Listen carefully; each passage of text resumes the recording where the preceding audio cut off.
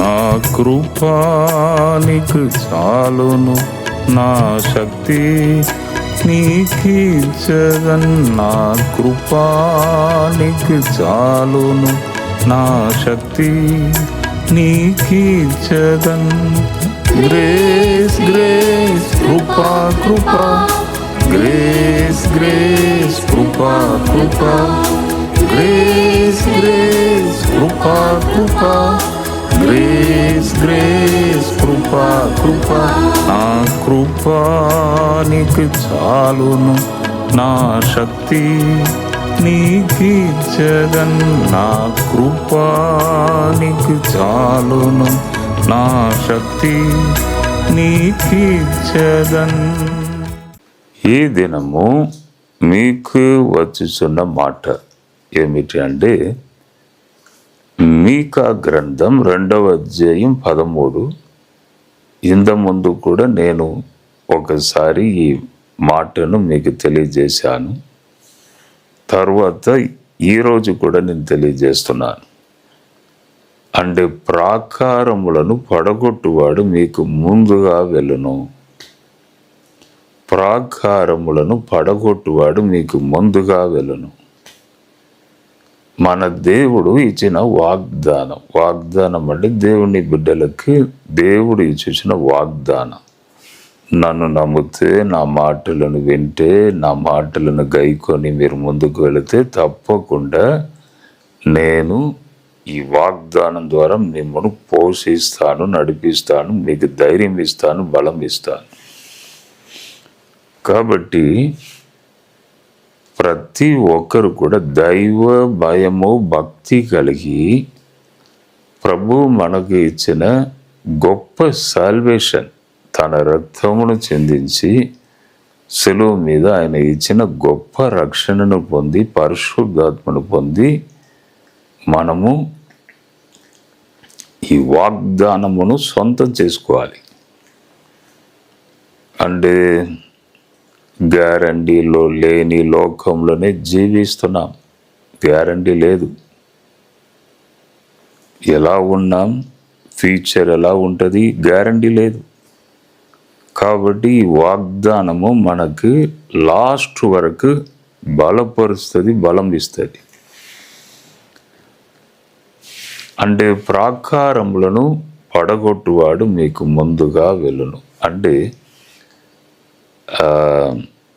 అడ్డుగా ఉన్న గోడలు, ఆటంకము అంటే మీకు అర్థం అవునట్లు చెప్పాలంటే ఆటంకము. మీ ఆటంకములను పడగొట్టి పగలగొట్టి మీకు ముందుగా దేవుడు వెళ్ళును. అద్భుతమైన మాటలు. కాబట్టి వాగ్దానమును మీరు సొంతం చేసుకోవాలి. ఎవ్వరూ చెప్పలేని ఒక సత్యం మీకు చెప్పబోతున్న ఏంటిదంటే, కొన్నిసార్లు మనమే మనకు ఆటంకముగా ఉంటాం. మనమే మనకు ఆటంకముగా ఉంటాం. బైబిల్ గ్రంథంలో అద్భుతమైన ఒక వాగ్దానం ఉన్నది. దేవుడు చెప్పాడు. ఏంటి అంటే, మీ గూడారములను విశాలపరచుము. అంటే కుడివైపు ఎడమవైపు పెరుగుమో అని అద్భుతమైన ఒక వాగ్దానం యెషయా గ్రంథం 54:2లో మనం చూడగలము. అంటే దేవుని వాగ్దానం అలా చెప్పుచున్నది, నీవు విస్తరించబడాలి, నీవు పెరగాలి అని వాగ్దానం తెలియజేయుచున్నది. కానీ మనలో ఉన్న సందేహాలు అంటే విశ్వాసం లేని స్థితి ఏం చేస్తుందంటే అడ్డుగా మనకు నిలబడి ఉంటుంది. మనం ముందు వెళ్ళకుంటే అడ్డుగా మనకు నిలబడి ఉంటుంది. కాబట్టి సందేహాలు వస్తే మాత్రం డిస్టర్బెన్స్. దేవుడు అంటున్నాడు నీవు విస్తరించబడాలి. కానీ మనం అనుకుంటాం ఇంకా చాలయ్యా, ఇక చాలు, ఎందుకు తలనొప్పి, మనం ఎందుకు రిస్క్ తీసుకోవాలి, చాలు, అంటే సందేహం ఎలా ఉంటుందో, రేపు నాకు అనుకూలంగా వస్తుందా రాదా, అంటే ఏదైనా చేస్తే మళ్ళీ లాస్ వస్తుందా, ఎలా ఉంటాను, ఈ సందేహము మొత్తం ఎదగకుండా ముందుకు వెళ్ళకుండా డిస్టర్బెన్స్గా ఉంటుంది. మనమే మనకు ఒక్కొక్కసారి ఆటంకముగా ఉంటాం. కానీ చూడండి, సంపూర్ణమైన విశ్వాసం ఈ డిస్టర్బెన్స్ ఆటంకమును పగలగొట్టి ముందుకు తీసుకొని వెళుతుంది. సంపూర్ణమైన విశ్వాసం. ఒక మంత్రి రథంలో వెళుచుండగా ఫిలిప్పు కలిసి అపోస్తుల కార్యములు 8వ అధ్యాయం 37లో అక్కడ ఉన్నది. అప్పుడు ఆ మంత్రి అడుగుతాడు. ఏం అడుగుతాడంటే, అయ్యా నీళ్ళు ఉంది కదా, నేను బ్యాప్టిజం తీసుకోవచ్చా?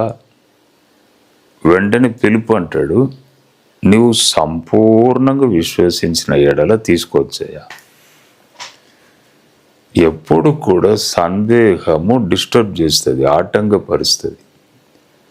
సంపూర్ణ విశ్వాసం వాటిని పగలగొట్టి ముందుకు తీసుకొని వెళ్తుంది. ఈ విశ్వాసంని ఎలా పొందాలి? పరిశుద్ధాత్మ ద్వారా దేవుడు మనకు విశ్వాసం ఇచ్చుచున్నాడు. 9 వరంలో ఒక వరం విశ్వాసం. ఈ విశ్వాసం చావదు, తడబడదు. మన విశ్వాసం అప్పుడప్పుడు తడబడుతుంది,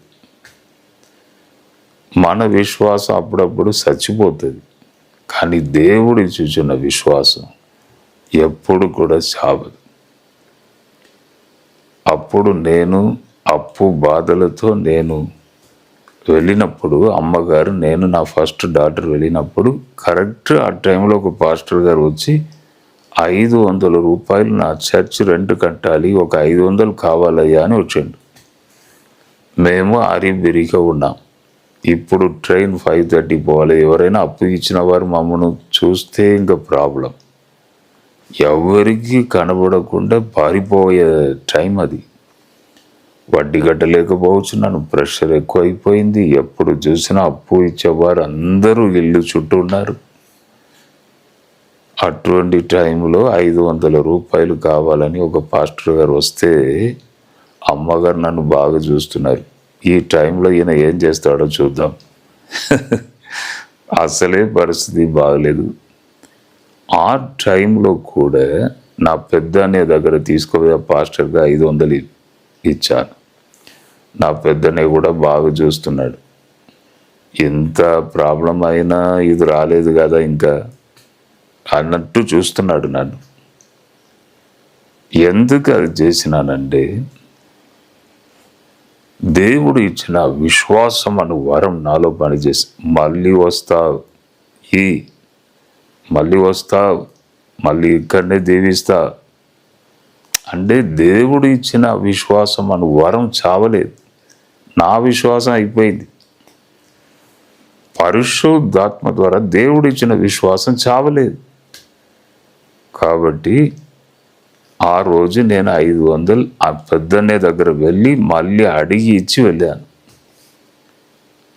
చూడండి, అందుకే నేను చెప్తున్నాను, పరిశుద్ధాత్మను పొందాలి. ఆ వరం విశ్వాసం మనలో పనిచేస్తే అడ్డు గోడలు, డిస్టర్బెన్సెస్, ఆటంగా అన్నిటినీ పగలగొట్టి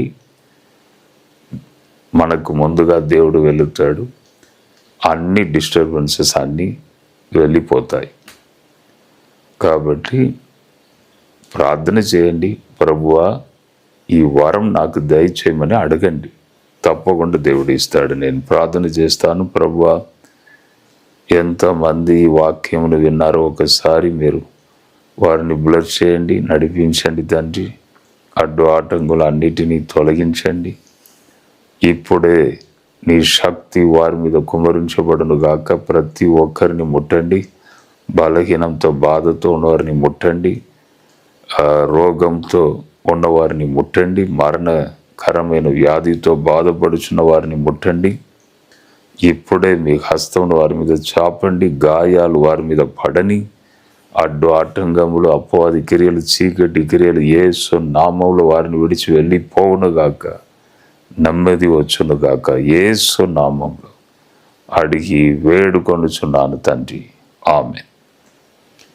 జడ్సన్ అబ్రహాం యూట్యూబ్ ఛానల్ని సబ్స్క్రైబ్ చేయండి, లైక్ చేయండి, షేర్ చేయండి. సబ్స్క్రైబ్ చేసుకోమని మీకు తెలిసిన వారికి చెప్పండి. ప్రభు మిమ్మల్ని దీవించునుగాక. God bless you, God bless you, God bless you. ఈ నెల ఎప్పుడయ్యా? 2వ శని. ఒక ముఖ్యమైన ప్రకటన ఉన్నదండి. ఈ నెల మే నెల 8, 9, 8 2వ శుక్రవారం, 9 2వ శనివారం, 2 రోజులు మా ప్రేయర్ టవర్లో ప్రత్యేకమైన కూడిక ఉన్నదండి. తప్పకుండా ఫ్యామిలీగా వచ్చి పాలు పొందండి. ఉచిత బస్ వసతి ఉన్నది, ఉచిత భోజన వసతి ఉన్నది. కాబట్టి ఉదయం 10 గంటలకు కరెక్ట్గా స్టార్ట్ అవుతుంది. మధ్యాహ్నం 2 గంటలు 3 గంటల వరకు ముగించబడుతుంది. గనుక ఆశతో దాహముతో ప్రార్థించి ప్రార్థనలో రండి. అప్పుడు తప్పకుండా ప్రభు మీ దాహము, మీ ఆశను చూసి మీతో మాట్లాడతాడు, కార్యం చేస్తాడు, అద్భుతాలు జరుగుతాయి. ప్రభు స్వరమును మీరు వినగలరు, నడిపింపును మీరు గ్రహించగలరు. కాబట్టి ఎవరు మిస్ చేయకండి. 8వ తేదీ కాపర్ల సదస్సు సేవకులకు జరుగుతాయి. తర్వాత 9వ తేదీ ప్రజలకు. అనేక సంఘాలు కదిలి వస్తున్నారు. మీరు కూడా మీ సంఘమును తీసుకొని మీరు రావచ్చు. అది 2వ శనివారము అనేక సంఘాలు వచ్చి పాలు పొందాలని ఆ కోరికను పెట్టాము. కాబట్టి గమనించండి, రండి. ప్రభు తప్పకుండా మిమ్మల్ని దీవిస్తాడు. God bless you, God bless you, God bless you.